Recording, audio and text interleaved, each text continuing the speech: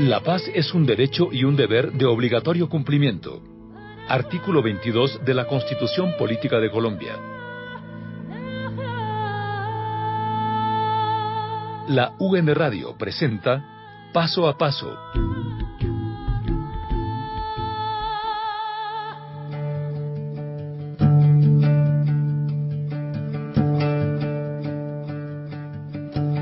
Paso a Paso es una producción institucional de la UN Radio, con cuyo nombre rescata que para lograr avances en esa idea social de la paz hay que dar muchos pasos, en muchas direcciones, incluso de vuelta atrás. Y que también hay momentos para dar pasos al costado, pero teniendo siempre clara esa necesidad de anhelo socialmente compartido. Por estar convencidos de la importancia de cada paso, en esta casa de estudios no nos plantamos en un lugar estático del mundo de las ideas, cuando se trata de invitar las voces que expondrán sus puntos de vista a ustedes, nuestros oyentes. Y con nosotros una experiencia de construcción de escenarios que posibiliten la emergencia de familias que dialoguen. Jóvenes colombianos que quieran vivir, en síntesis, la vida de esos ciudadanos que hoy van marcando rutas hacia un país que conviva y que se plantea poner contenidos a la paz. Hoy, una experiencia desde la escuela. La producción general está a cargo del Grupo de Investigación y Realización en Comunicaciones, Gente de Radio. Bienvenidos. Quien te quiere, cuida quien te cuida, no maltrates nunca mi fragilidad. Yo seré el abrazo que te alivia.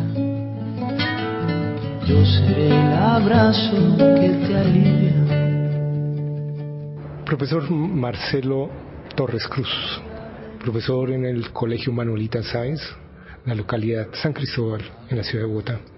Profesor, usted adelanta, junto con sus estudiantes y las familias de sus estudiantes, todo un proyecto de encontrarse las familias, sus integrantes, y el de dialogar entre tres generaciones, entre los abuelos que llegaron y los chicos que son sus estudiantes.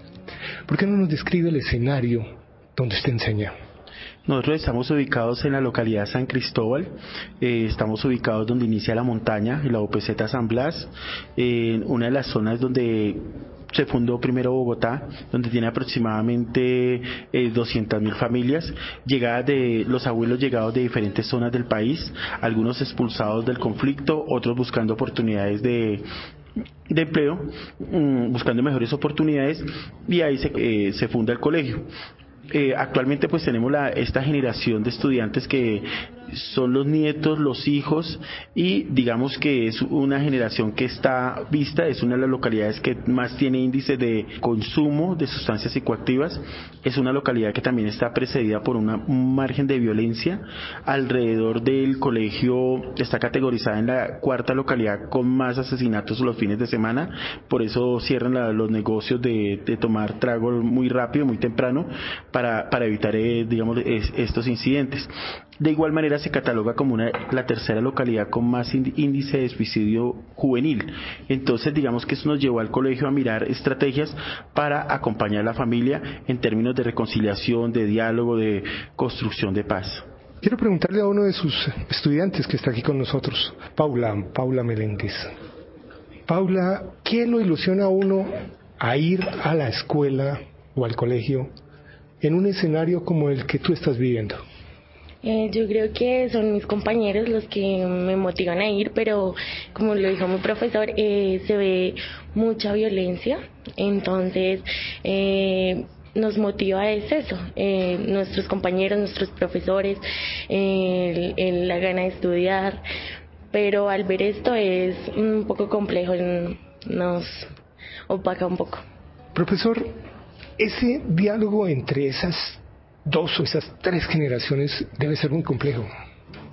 ¿Qué estrategias hay que abordar o ustedes han encontrado para abordar para lograr ese diálogo en donde los intereses son diferentes, las perspectivas son diferentes, las culturas, porque son zonas seguramente donde subsisten culturas de lo que derivan de las culturas campesinas y esas culturas urbanas que van permeando?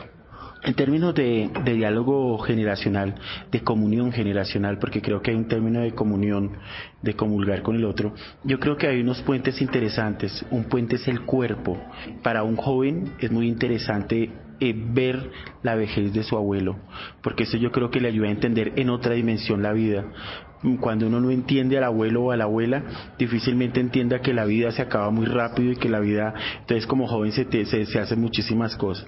Una, la relación con el cuerpo consigo mismo y el cuerpo familiar, que creo que eso lo hemos abordado, o sea, darle cuerpo, la escuela le ha quitado el cuerpo a los estudiantes, solamente les ha dejado sus cabezas y no ha desarrollado el corazón, el estómago, las otras dimensiones corporales. Entonces creo que el tema del cuerpo es para explorar en la familia, una familia que ha golpeado, que ha violentado, que se ha burlado y que ha ultrajado los cuerpos. Entonces a partir de ahí queda como un puente para la restauración corporal en la familia. Otro elemento fundamental yo creo es la espiritualidad. Las familias colombianas tienen un tema, y es que los días que más se agreden es cuando se encuentran. Entonces se dice que el día en que más hay violencia en Colombia son los domingos, el día de la madre, porque son días en que la familia se encuentra, entonces terminan sacándose los cueros al sol y violentándose. Para nosotros hemos construido la espiritualidad como un punto de diálogo, de escucharnos armoniosamente, de leernos, de proyectarnos, entonces de entendernos generacionalmente. Entonces creo que entender el sueño del más joven con los sueños que los mayores han cumplido y de los cuales se sienten orgullosos. Y creo que ahí encontramos también un punto que es la espiritualidad. Esas espiritualidades en la familia tienen que verse alimentadas. Cuando uno, un 24 de diciembre, se sienta con su familia, comparte el alimento, se abraza por la noche, así no haya plata para los regalos, yo creo que se vive un tema de espiritualidad que a uno lo llena y le da la fortaleza de seguir para el otro año con más fuerza. Profesor, y un poco la pregunta es, en ese lugar plurales de religiones que se nos están convirtiendo las ciudades colombianas, ¿cómo conjuga ese tema de espiritualidades? Yo creo que las iglesias por en sí mismas han pensado que la espiritualidad es propiedad de cada una de las iglesias, pero la escuela también nos concierne. El hecho de ubicar una relación con los seres humanos, hay un hecho espiritual. La espiritualidad es de todos, o sea, nosotros por eso no vamos con ninguna iglesia, ni con ningún sacerdote, ni pastor, con el respeto que ellos nos merecen, sino desde la escuela construimos una espiritualidad, porque esa espiritualidad, de acuerdo al pensamiento de Boff, es abierta, es libre, es espontánea, permite abrazar un árbol. A mí me llamó mucho la atención, ahorita hace poco se incendiaron los cerros del suroriente, y los chicos escribían: Dios mío, envíanos agua. Sufrían, porque si hay un tema sensible para los jóvenes hoy, es la ecología, el que se esté acabando el planeta, que se esté acabando esta aldea donde estamos todos inmiscuidos. Entonces percibí que había una urgencia espiritual de que ese árbol tiene algo que ver conmigo, ese pajarito que está muriendo allá tiene algo que ver conmigo, y creo que esos puentes espirituales nos pertenecen a la escuela. Claro, las iglesias han hecho parte de que eso es de ellos, pero no, nosotros, por estar formando seres humanos, también tenemos un acto espiritual. Perfecto. Le vamos a preguntar a otro de sus estudiantes. Estamos con Brian Gutiérrez. Brian, ¿cómo está compuesta tu familia? Pues bien, porque mi papá, como se separó de mi mamá, pues eso es muy duro, porque me llevaron a bienestar y eso fue una de estas opiniones ahí, pero bien, porque ahí se comparten, se hablan entre ellos, ya no siguen peleando y la familia es bien, toda unida. ¿Y cómo dialogas tú con tus papás cuando estás con ellos? Porque derivo de tus palabras que no estás al mismo momento con ellos. Pues como yo casi no me la paso con mamá, pues ella me llama a veces así, pero yo con mi papá sí, con mi familia hablamos ahí, nos reunimos. ¿De qué hablan? Digamos de lo que está pasando en los cerros, de la vida de uno y de consejos que le dan a uno para que le sirvan la vida de uno. ¿Qué piensas de tu papá? Pues muchas cosas, que él es muy bien conmigo, que él me ayuda en todo y todo lo que uno le pida, le ayuda a uno y le intenta dar todo lo que uno le pida. ¿Qué consejos te da tu papá para vivir en el lugar y aprender del lugar a donde llegas con otros de tus compañeros a aprender día a día? Pues el primero las drogas, que nunca haya coger esas drogas y consejos que le sirven a uno después para la vida cotidiana. Cuida a quien te quiere, cuida a quien te cuida, no maltrates nunca mi fragilidad. Yo seré el abrazo que te alivia. Yo seré el abrazo que te alivia. No maltrates nunca mi fragilidad. Yo seré el abrazo. Hoy en La Buena Radio estamos con el profesor Marcelo Torres Cruz del Colegio Manuelita Sáenz y un grupo de sus estudiantes, cuando estamos hablando de afectos, de cómo dialogar entre generaciones. Profesor, el país está en trance de construir eso que llaman paz, eso que se llama paz, eso que queremos que sea la paz, que seguramente va a requerir el esfuerzo de muchos de nosotros de aprender a escuchar al otro, de aprender a entender al otro, de exigir que el otro también aprenda y entienda de nosotros. En ese sentido, con esa distancia entre esas tres generaciones que hay, en esa enorme o esa distancia enorme cultural existente, porque estamos hablando de personas venidas de seguramente de las regiones campesinas, que hay una cultura campesina gravitando sobre una parte de esas tres generaciones, pero también en estos chicos mucha de cultura urbana gravitando en ellos. Ese diálogo debe ser muy difícil. Entonces, ¿cómo es ese reto ético? ¿Cómo es ese reto para orientar a la población que usted enseña para que se dialoguen, para que entiendan, para que se hagan entender? Yo creo que el primer elemento que debe tener en cuenta la familia es la palabra escucha. Aprendernos a escuchar. Escuchar es un acto casi que espiritualmente de la naturaleza, de escuchar lo que está pasando. Las familias colombianas oímos, mas no nos escuchamos. Escuchar los sufrimientos, las alegrías de lo que está sucediendo en la familia, entendernos mutuamente. Entonces creo que el primer elemento para construir un diálogo es entender la escucha al otro, el situarme, escuchar va más allá de entender lo que le está pasando o comprender, lo que es una palabra mucho más, con más riqueza, va casi en meterme en la piel del otro. Cuando yo entro a la piel de la otredad, empiezo a vivir otras experiencias y a sentir como él siente. Creo que las familias colombianas en este momento estamos atravesando por un momento donde no nos escuchamos, pero sí hablamos mucho, y entonces en términos de hablar mucho, cada uno tiene su razón, cada uno tiene su verdad, y difícilmente se construyen puentes. Y cuando uno ve en la sociedad colombiana, todos hablamos pero no escuchamos, o sea, no tenemos la capacidad de escuchar, pensar y a partir de eso reflexionar. Entonces estamos abocados solamente a ir manifestando. Creo que nosotros estamos ávidos de escucharnos humanamente como sociedad civil, de entendernos, de comprendernos y a partir de ahí de construir otras realidades. Capra dice que la realidad es la trama de las relaciones humanas. Entonces creo que ese es el elemento de la familia: escucharse, comprenderse y a partir de ahí construir todo el proyecto de vida familiar. Vamos a preguntar a otro de las estudiantes que está con nosotros aquí, Lina Sedano. Vamos a preguntarle a Lina sobre el diálogo que logra con otras chicas. ¿Qué curso haces tú? Yo ya soy graduada del colegio. ¿Ya eres graduada? ¿Cuánto hace que eres graduada? Desde el 2012, 4 años. ¿Ya? ¿Y qué haces actualmente? Estudié trabajo social, ahorita soy licenciada en ciencias sociales, en proceso de formación, pero me llama mucho la atención cuando conocí a Marcelo y cuando conocí a estos muchachos, el proyecto que ellos llevan a cabo y ver la reacción de ellos.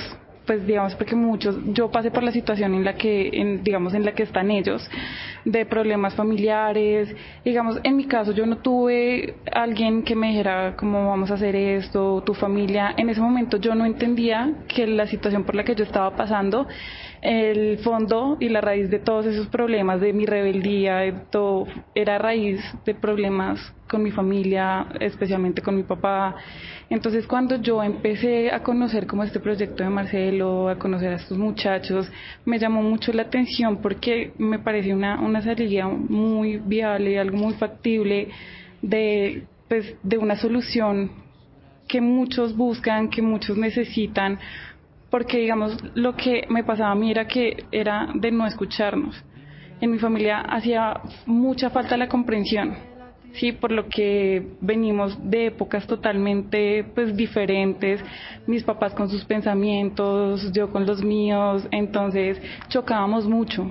Y él, por no comprenderme a mí y en mi rebeldía no comprenderlos a ellos, entonces era tenaz la convivencia con ellos, y ya ver, digamos, los cambios de estos muchachos, los testimonios que yo he escuchado, me llama muchísimo la atención y las ganas de sacar este proyecto a fondo, de que mucha gente lo conozca, porque es la salida a muchas personas que lo pueden necesitar.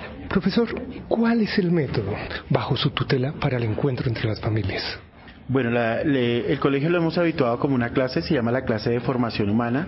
La formación humana fue un término que acuñó Freire para decir que la formación o que el acto pedagógico tenía una ética. Entonces le llamamos la clase de formación humana. A la clase ellos asisten con las familias, es más o menos la clase del segundo mes del año.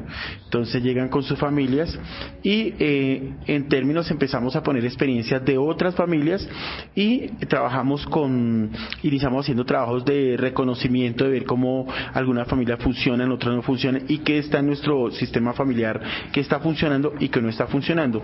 En ningún momento le hacemos intervención a una familia, sino que la familia misma va descubriendo qué es lo que no va funcionando y qué debe modificar.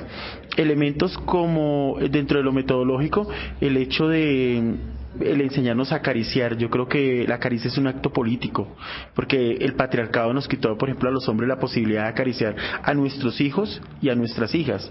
Aprendimos a tocar, y creo que entre el tocar y acariciar hay una distancia epistemológica muy grande. Pero, considero que la caricia sí es un elemento político. Entonces, acariciar políticamente al otro de la familia, ahí ubicamos con esencias, ritualizamos el cuerpo de la otra persona, nos ubicamos generacionalmente. Entonces los chicos le ponen las manos a los papás en la piel y cómo quisieran verse cuando los papás tienen la edad que tienen, y los papás a los hijos les ponen las manos y recuerdan cómo estaban ellos cuando eran jóvenes, porque yo creo que hay en el adultocentrismo a veces se nos olvida que nosotros también fuimos jóvenes y que también nos reímos y que también un día no quisimos estudiar y que también algún día no sabíamos qué hacer con la vida y que algún día quisimos ser bellos y famosos y comportarnos sin identidad. Entonces creo que el hecho de entender de que hay un proceso natural en la vida de ellos y de ellas que les ayuda a encontrarse y a entenderlos como jóvenes, parte de la metodología en el cuerpo. De la misma manera escucharse, creo que es muy bonito el hecho de en la metodología recordar qué les duele, cómo perdonarse, qué se están diciendo que está doliendo, y entonces tratar de hacerlo de la manera más fraterna y cariñosa. Eso ha ayudado a que las familias se escuchen, se comprendan, se acaricien sus proyectos de vida. Ahora otro de los estudiantes que nos están acompañando el día de hoy, Lady Peña. ¿Qué curso haces tú? Cuéntanos. 10º. Lady, ¿cuál es la asignatura que más te gusta a ti en lo que estás estudiando ahora? Matemáticas. Me encantan las matemáticas. ¿Por qué?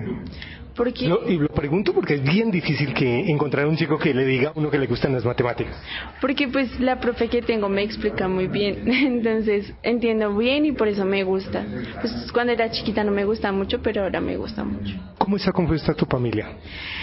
Yo ahora no vivo con mis papás, vivo con una hermana. Mis papás no me supieron comprender.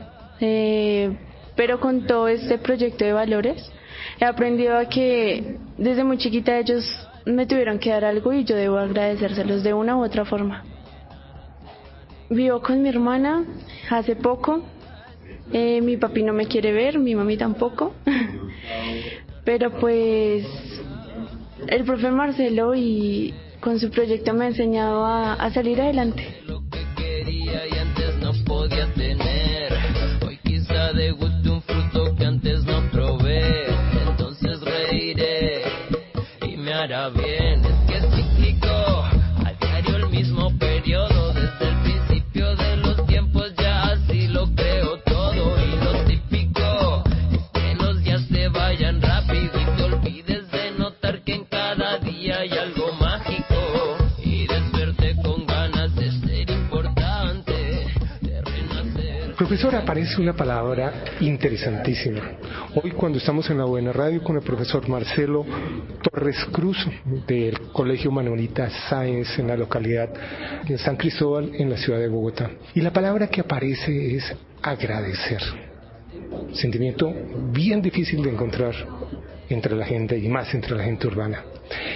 Ese proyecto de valores también pareciera ser que hace aflorar sentimientos, reconocimientos. Quisiera preguntar, ¿qué le ha dejado de positivo todo esto a usted como persona?